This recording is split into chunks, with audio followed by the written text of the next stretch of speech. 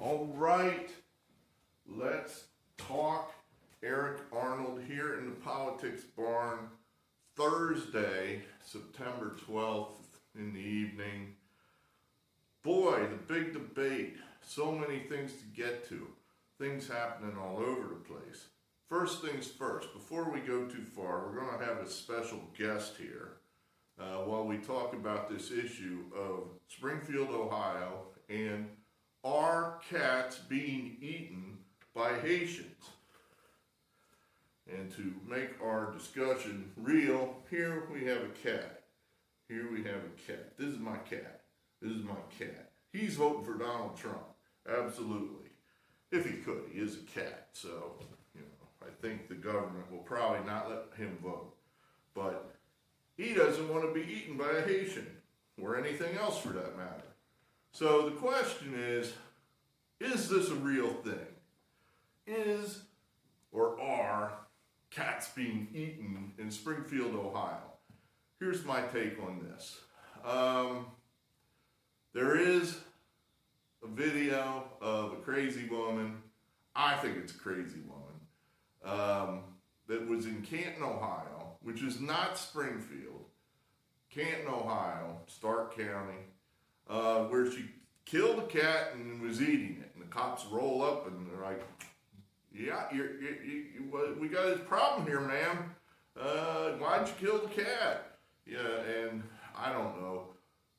Looking at her name, didn't sound Haitian to me. I think it's just a run-of-the-mill crazy American that decided to kill and eat a cat for God knows what reason.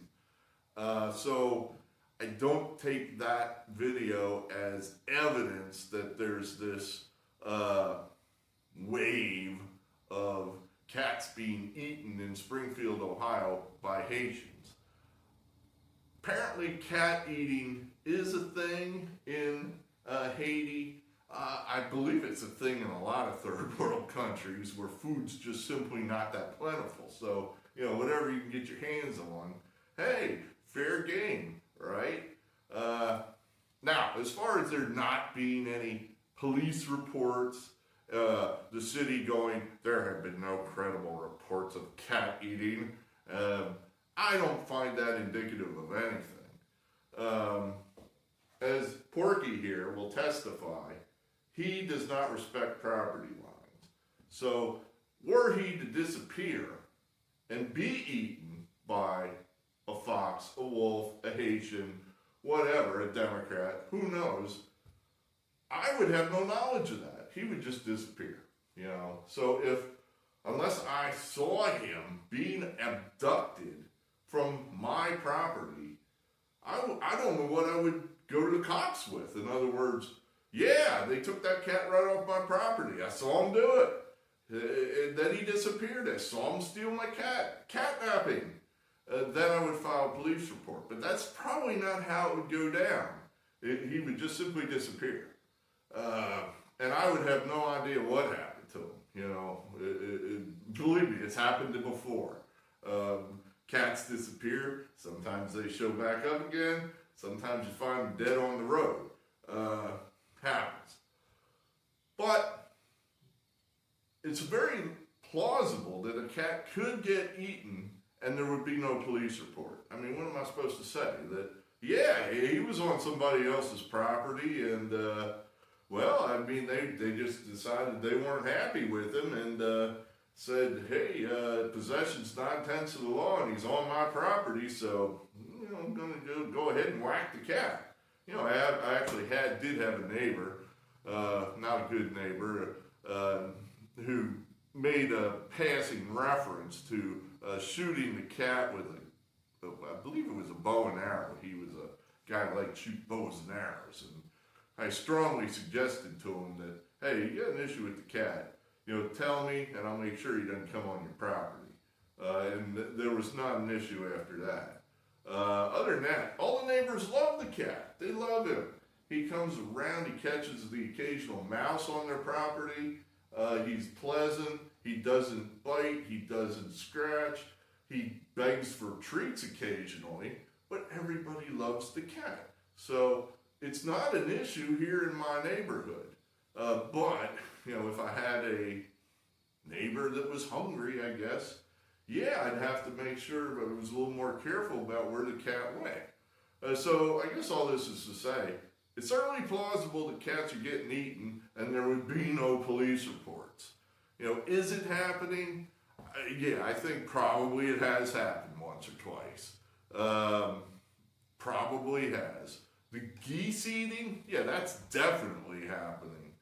I don't see why that's so hard to believe there, in that we've had that happen here in the city of Reading, where at a public park, you've got some swans there, all of a sudden the swans disappear.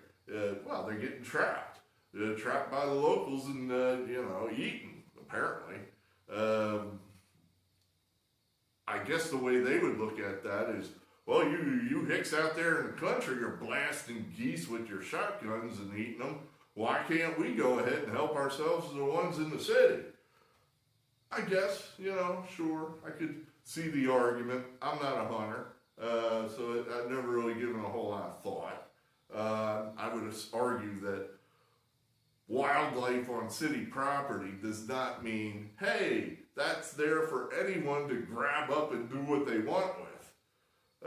But yeah, as far as are cats being eaten, I would say 60-40 yes. 60-40 yes. Is it like en masse where there's this cat eating epidemic? I would say no. But has a cat been eaten in the city of Springfield in the past year? I would say yes. 60-40 yes. I really don't know, but that's how I would handicap that. The larger point is that it is true that somebody, the feds, the state, the city of Springfield, all of them together, have thought it would be a great idea to move in an unreasonably large number of newcomers into a relatively small community and just dump them in there. It's like you cannot assimilate that many newcomers that don't speak English, I might add, and without having a lot of problems. And this cat eating story, if that's what it takes to get somebody to pay attention to what's actually happening in Springfield, and Springfield's just an example. It's happening all over the country. Maybe not the cat eating part, but the influx of migrants that are flooding communities, and people are saying, wait a minute, I have to wait in line now all day to get to the, I saw a video, I guess one of the things they gotta wait in line for is to get to the services window, like welfare office, whatever you want to call that, that type of thing. Epidemic of car crashes, I think that is happening in Springfield. That makes perfect sense to me, in that I imagine these guys are getting licenses and they've never driven a car before. And, I had, when I was 16, 17, 18, I had 2 car wrecks before the age of 18. So yeah, I could perfectly see that happening. That's the point of the story. Hey, this is what illegal immigration is. This is what it really is. This is how it manifests itself. It's an issue. It's a problem. There's a reason people are mad about this. So yeah, all right. So if we have to have funny memes of Donald Trump running with a cat, going, oh, I'm saving the cat. I'm saving the cat. And that's what it takes to get people to pay attention. Yeah, sure. Let's have funny memes. I don't have a problem with it. So that's my, okay, you can go. You can go if you want. You're dismissed. See ya. See if he hangs around to hear the rest of the video. I'm guessing no. All right, debate. I told you people, and I don't think you believe me. I told you, one, Donald Trump would lose, whether he won or not, and apparently he didn't, but that he certainly would be told, you would be told he lost, and you are being told that he lost. That it would be unfair. I told you that. And it was. And it wouldn't matter. I told you that. Ooh, he's scratching the door. That's okay, dude. There are mice over there, man. I'm telling you. Where was I? It wouldn't matter. It's not going to matter. Relax. Relax. I was watching the comments on a chat board while the debate was on. And man, people were just suicidal. So we're losing the election. You're not. We're not losing the election. The election is not lost. In fact, I don't think this is going to move the needle at all. There's going to be some polls come out. Some are going to show Harris gets a bump. Some are going to show nothing. Some may even show Trump getting a bump. I watched the debate. I said I might not. I didn't in real time. I didn't. I watched it this afternoon with the sound off at 2 times speed, just because, look, I just don't need to hear Kamala Harris lie to me and, hear Donald Trump go all over the world about, his crowd sizes and, all the other stuff that we were hoping he wouldn't talk about. But, and that's Trump. You get what you get with Trump. The bad news is he's not that effective of a speaker, but that's the good news too. For whatever reason, people like Trump. People are attracted to Donald Trump. I could have had Ted Cruz up there doing that debate, and he would have wiped the floor with Kamala Harris, and at the end of the debate, he would probably be less popular than when he started. The same with Newt Gingrich, hell, even J.D. Vance. They just don't have that charisma that Trump has. It's hard for me. I like Ted Cruz. He was my preferred candidate way back when. I like Ron DeSantis. He was my preferred candidate in this cycle. But we have Trump. Trump is the only thing that stands between us and tyranny. That and 2 old men named Sam Alito and Clarence Thomas. That is all that stands between us and Marxism. And I mean full-blown Canada would look free Marxism. So Trump's what we got. There's no time now to go weaken the knees and go, Trump let us down. No, he didn't. He didn't. For one thing, I'm not sure he lost the debate. In other words, is it less likely now that he's going to win than it was before the debate? I don't think it is. I watched the debate at 2 times speed with the sound off. Just told you that. Now, here's the way I observed that. Trump looked serious. He looked like a president. He looked like in my mind, the way a president would look. Like, this is serious business. I'm here to do serious business. Kamala Harris looked anything but serious. The facial expressions, the total, she just didn't look like a serious person. Trump would look, I don't know if that's the way he's coached or just the way he is, but he looked straight at the moderators. Always looking at the moderators.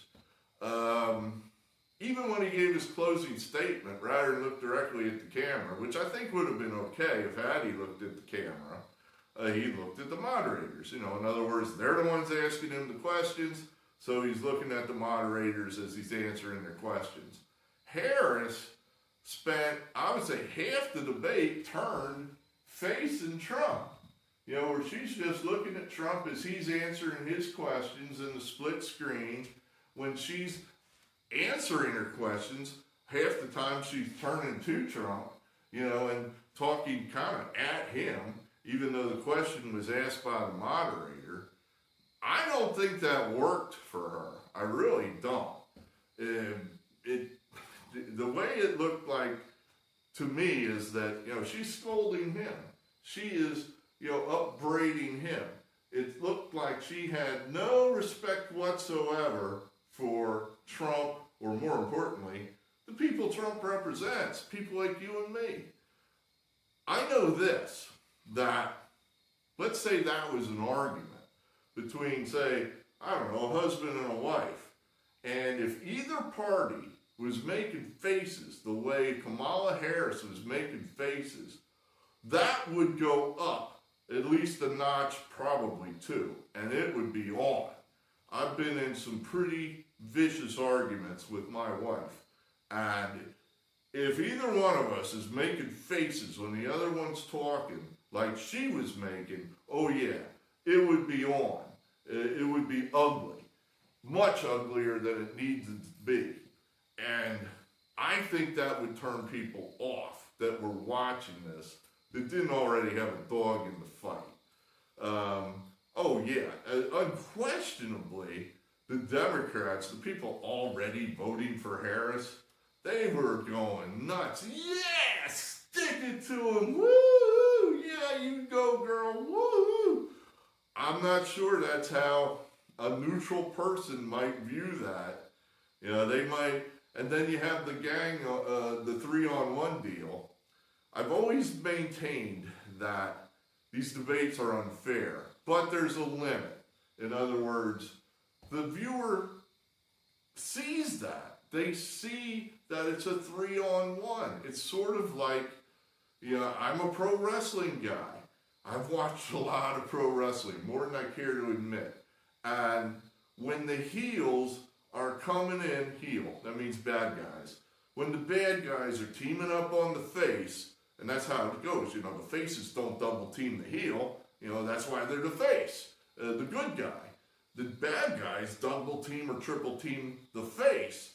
The people go, well, this isn't fair. This isn't fair. That's why it works that way. In other words, if 3 faces came out and beat the shit out, and remember, this is all fake. They're not actually beating the guy up. They're not actually beating the shit out of the guy. They're pretending to it. For those people that don't know what professional wrestling is. So if they're out there hammering the bad guy, it doesn't work. The people in the stands are like, yeah, this seems unfair. The face has to beat the bad guy 1-on-1. If he has help and it's a 3-on-1, then they sympathize with the guy getting beat down. They're like, well, this isn't fair. So that's why that's not going to work. You got a 3-on-1 there, and even people that probably dislike Trump, again, he's the heel there, and the 3 faces are beating up the heel. Yeah, the hardcore Democrats are like, yeah, but the more neutral people are looking like, this kind of isn't fair, you know, really, this is a little bit unseemly, don't like it. And that's what happened. And I think that that's how this is going to be perceived throughout the electorate. Yeah, it's going to galvanize the hardcore Kamala Harris people as if they weren't already all in with Kamala. It's going to enrage the Trump people, all of which we're going to vote anyway for the people that they're going to vote for. It's those 6 people. I honestly don't think there's that many undecided people in this country at this point. Those people in the middle, I think, are looking at that going, I don't know. Yeah, he sounded kind of, but, you know, it's really just didn't look right. Wasn't fair. Didn't, you know, don't like it. I haven't really seen any, the polls, you're going to have to wait a week to see if it has any lasting effect. My gut instinct tells me it doesn't. A number of things right after the debate tell you that Harris did not get what she needed out of this debate. For one thing, they were immediately calling for another debate. So wait a minute, you've kept your candidate in a hermetically sealed jar for the entire cycle. She, I believe, has done 1 softball interview with a hand-picked moderator, CNN. That's just unheard of. That's ridiculous. I think Joe Biden gave more interviews when he was running in 20. So now suddenly you want another debate where she's going to have to answer questions? That's odd. If you cleaned the floor with Trump and suddenly got this huge bump in popularity and are going to, you know, win the election going away, why on earth are you asking for another debate? You're winning. You don't want to expose yourself where something bad could happen. No, the way you read that is, she's losing. She's losing. Am I the only one that's ever seen the movie Rocky, the Rocky series, Rocky 2? I would argue probably the best of all the Rocky movies. That's the famous scene where Apollo Creed is talking to his team and he's saying, we need to get Rocky back in the ring. We need to get this guy. And his trainer, Tony, is like, come on, man. That dude's old news. He's laying around doing nothing. Now let's go get some new meat. And Apollo is like, no, man. Do you think I won the fight? You know, and he said, and Tony, the trainer, goes, honest? He says, you got the decision. Man, I won, but I didn't beat him. That's what Apollo said, because he knew he didn't win the fight. It was a tie at best. He didn't beat him, and the people knew it. They were sending him letters saying, you're a bum, you carried that bum, you stink, you didn't actually win the fight. So Apollo's pissed. He wants to go back at Rocky and really put him in his place. And that's when Tony comes back and says, man, you beat that guy like I've never seen you beat somebody, and the man kept coming after you. We don't need a man like that in our life, baby. That's Kamala. She did not beat Trump, and she knew it. So, and the polls are telling her that. You know, they got these internal polls that we don't see. You know, and they're as it's going on, they're going, oh shoot, this isn't working the way we thought. We're not getting these people. We're not convincing these people we need to convince. So, you know, that tells you Trump won. When I say won, became more popular after the debate. She put out a statement saying that she was going to do more interviews in the coming weeks. Again, why? All of a sudden, why? Why are you doing more interviews? She lost. She's not as popular as she was prior to the debate. So now she's behind. She's got to make up ground. And then to Trump, he has his own polls too, probably saying the exact same thing the Harris people were saying. It's like, hey, you know, I thought I did pretty crummy, but hey, this is telling me I did all right. So no, I'm not debating again. What for? You know, I'm in a good spot. You got to chase me. I'm not going to debate you again on your terms again. So all those three things tell me, relax. I think Trump is fine.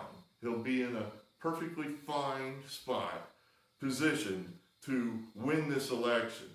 You know, I know it seems counterintuitive that, you know, apparently he just did very badly. Just couldn't answer questions, couldn't pin her down, couldn't whatever. And people like him even more than when we started. So, hey, good for us, right? Good for us. I know half of you are saying, I don't believe it. Oh my God, he was terrible. I don't believe it. Yeah, you know, politics works strange ways sometimes. Like I said, visually, Trump, to me, won going away. He looked presidential. Harris looked like a clown with all sorts of just disrespectful smirks and giggles and, oh, what are you talking about kind of body language. It just didn't work.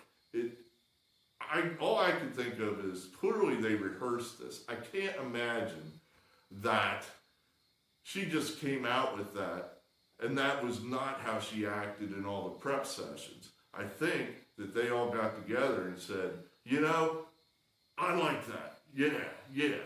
Show him complete disrespect. Just totally try to get him upset, piss him off, and she did. It was clear to me that Trump was mad. You know, that in the middle of the debate, Trump was losing his cool. You know, kudos to you if that was your game plan, I guess. And it seemed to work, because you could tell Trump was mad. But I don't think it worked the way they thought. In other words, they all got all these people that all think the same way. We're in this room prepping Kamala for this debate, and You know, they said, yeah, bait him, you know, get in his face verbally. Actually, almost physically. I mean, she's like pointing at him, she's staring at him. I'm telling you, it looked like some of the most disrespectful stuff. I went back to just look at like old presidents, Carter, Reagan, and no, I mean, they weren't like just outright laughing at each other, which Harris was just outright laughing in Trump's face. It doesn't work. It didn't work. It doesn't make her more popular.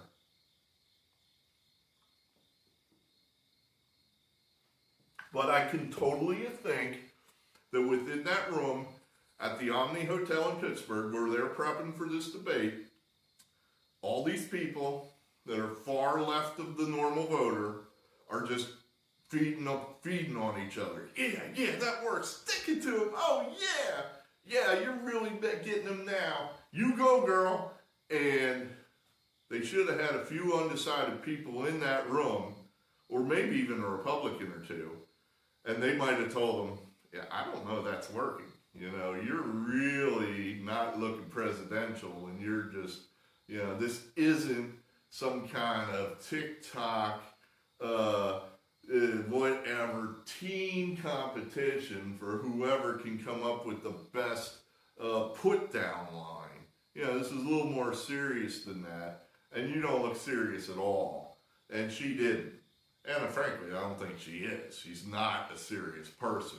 And if you're trying to convince, you were trying to convince my mother that that's a serious person, I don't think she would buy it. She said, she's kind of clownish. Doesn't seem like she's actually taking this all this seriously. She's just laughing right in that guy's face. I mean, you know, where's the respect? You know, it seems like both sides should have some level of respect for each other. You know, Trump probably doesn't respect Kamala Harris, but he pretended to, and I think if he had contempt for her, he was able to hide it somewhat. Yeah, Trump made a lot of faces too, but not close to the show that Kamala Harris put on. So, yeah, you're asking why I think Trump is getting a bump. It was obvious that it was a setup. It was obvious that it was unfair, and I think that Harris hurt herself visually with her ridiculous show that she put on. She said to the world, and with her verbal answers as well, she had nothing substantive to say.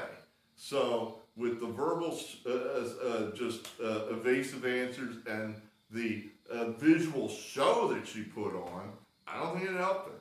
I really don't. Now, one other thing here, and then I guess we'll call it an evening. Apparently, there's rumors all over the internet here tonight that a whistleblower is going to step forth out of the ABC Viper's Nest and provide some kind of story. Whether or not there's proof behind it, we'll have to find out if any of this is true. But the story is that Harris had the questions in advance. Now, of course she did. Of course she did. Now, proving that's a different kettle of fish. That's happened before. I mean, the Democrats, I believe in a primary that, who had them? I forget. Donna Brazile was the culprit, who provided the questions to, and to me, they're all the same. Obama, Bernie Sanders. I guess they would probably provide the questions to whoever Bernie Sanders was debating because they hated Sanders. So they wanted him to lose, and whether it was Hillary or Obama, I guess it would have been Hillary. And they gave Hillary the questions. And somehow this comes out then. I guess it was the emails. You know, that's how the proof came out, that it was in the internal emails that got hacked by whoever, Seth Rich, probably.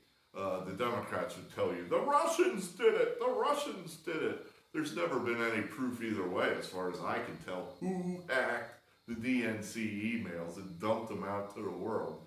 But it was in those emails that Donna Brazile had supplied the questions to Hillary in a debate.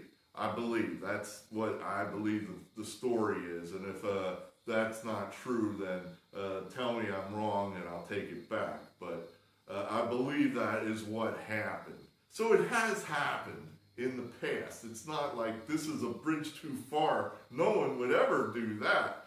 Is it so hard to believe that these networks that are working hand in glove with the Democrat campaign would supply the questions to the Democrat candidate in advance? Of course they did. Of course they did. Now, I find it a little hard to believe that they would be so sloppy in doing that they would leave a whistleblower, somebody who isn't locked solid down with the show, see that this kind of villainy is going on. This is a criminal action. I would argue this is definitely to supply those answers in advance to Harris would be criminal. That I could think of, if you gave me a law book and gave me an hour with a lawyer, I'd say, okay, let's figure this out. What sections of the law has been violated here? Fraud, breach of contract, some other fancy lawyer words that I can't think of. See, he's back. He wants to hear more. You want to talk? But yes, they definitely, I think, did that. Now, again, back to how do we prove this? Who is the whistleblower? Is there a whistleblower? Is this just internet bullshit? So at the moment, you gotta say it's just internet bullshit. Boy, it would be fun though if it was real, wouldn't it? Oh man, how fun would that be? Now, where you would go with that is, if, let's say the witness is real, that this person, and man, I mean, they're gonna probably try to take this person out. Some way, somehow. They're gonna, that's crazy talk. Is it crazy talk? Whistleblowers get killed? Ask some of those guys that were whistleblowers against Boeing. What happened to them? Oh, right, that was all coincidence, right? So, if this person is willing to put their balls on the line and come out and actually provide some kind of evidence, and there would have to be some kind of evidence. You could just tell a story. I don't think that would be enough. You'd have to have evidence. Perhaps a copy of said questions that were supplied. That might be, I guess, what other evidence would you have? Perhaps.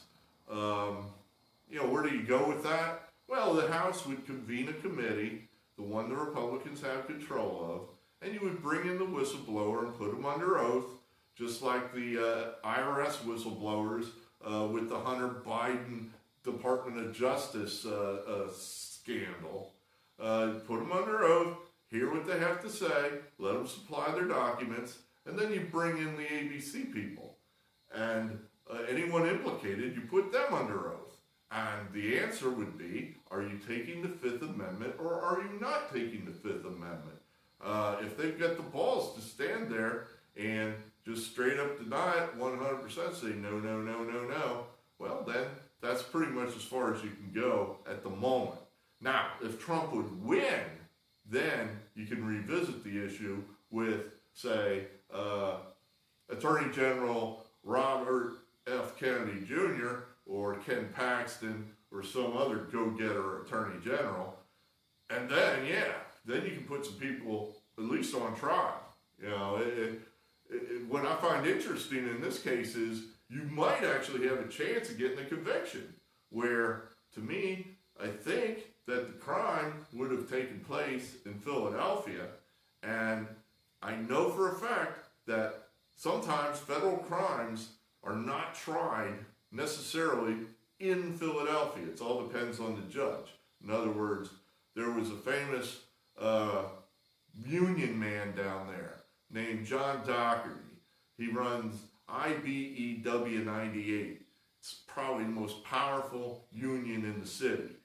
Every construction job in Philadelphia has pretty much been run through IBEW 98 for the past 30, 40, 50 years. And Doherty controls that union. It's been rumored, argued, known that the guy's corrupt, that the union is corrupt, but nobody's ever really laid a glove on him until just recently, where he was charged, I think probably by the Trump Justice Department, I think, and then it carried over after Trump left office. The Biden Justice Department, I guess, said, well, shit, we got to finish this because there's too much evidence just to drop it. Doherty was tried here in Berks County. He wasn't tried in Philadelphia County. They moved the trial, one of the trials, up here to Berks County for, I believe it was bribery. I think it was bribery, where he was bribing, I guess, a councilman on a union project or something to that effect. Don't quote me, I don't know the exact details. I know he was convicted, that Berks County jury convicted the guy. He was convicted a couple different times. So yeah, John Doherty, look that up. But the point being that the trial would not probably be in the cesspool of D.C., where there's no point in bringing a trial because the guy's automatically going to get off. So yeah, I mean, this could possibly go somewhere if there's any truth to it. There probably isn't. It's probably just a fantasy to get us worked up and go, yeah, all right. Maybe we need a little bit of that at the moment because, like I said, I know a lot of you were sad. You're sad that, Trump is not a great debater, but I don't think it matters because people like him anyway. He'll lose. People will just be scoring rhetorical points on him left and right, and then he'll just say, you're really short. Whoa, yeah, you got him, Trump, that's the way to go. And he gets more popular. It's amazing, but